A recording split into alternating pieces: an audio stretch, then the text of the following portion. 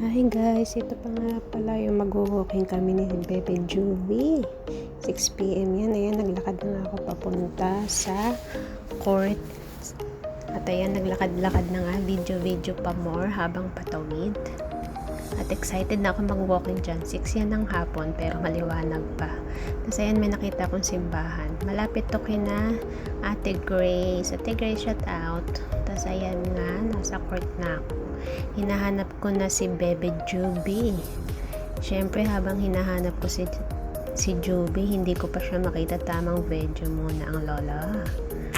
At ayun nga, tamang video pa rin habang hindi ko siya makita, wala akong salamin. Tapos ayun na pala, kasama ko na pala siya, nag-set up na siya para syempre habang naglalaro naka-live for time-lapse. Ayan na nga, nag-time-lapse na nga ang mga auntie nyo. Naglaro kami ng badminton dyan, nagpapawis nga ni. Tapos ayun, pagod na kami after 30 minutes pagod. Tapos ayun, nagbalak na kaming mag-walking, pero syempre my day muna, my day is life. Tapos yun, nag-start na nga kaming magdot-dot, maglakad. Ang usapan namin dyan ay 30 minutes walk.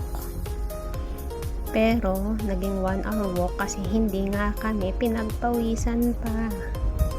So, ayan, tamang lakad lang for the video. Charot. Tapos ayun, lumipat na nga kami talaga sa mismong lakaran. Ano na, mismong lakaran? So, ayan, tuwan-tuwa ako dyan habang naglalakad kasi ang ganda ng view. Sobrang liwanag. At syempre, tamang video at mamaya at nagpicture-picture pa kami dyan.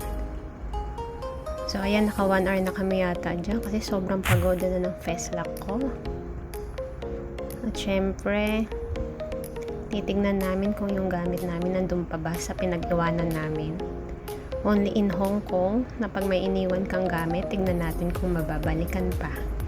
Kasi iniwan ni Bebe Juby yung kanyang raketa.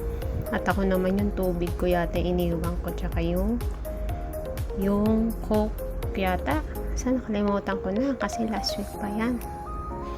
So ayun nga, sabi ni Juby, nakita niya daw nandun pa yung naiwan namin gamit. Ay hindi pala naiwan, iniwan talaga namin kasi ayaw namin magbitbit habang naglalakad, diba? So ayan nga, tamang video pa rin ng lola.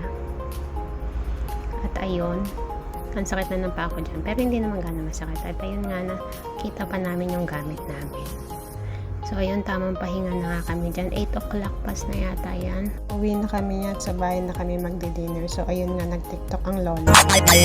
Youngster na I'm a big boss, pera nakagoma. 2 sprays bago lumabas, maaroma. Dama mo sa ora, malakas, walang boka. Bolen ako kahit walang bola. Yung pananamit na pakayabang sobra.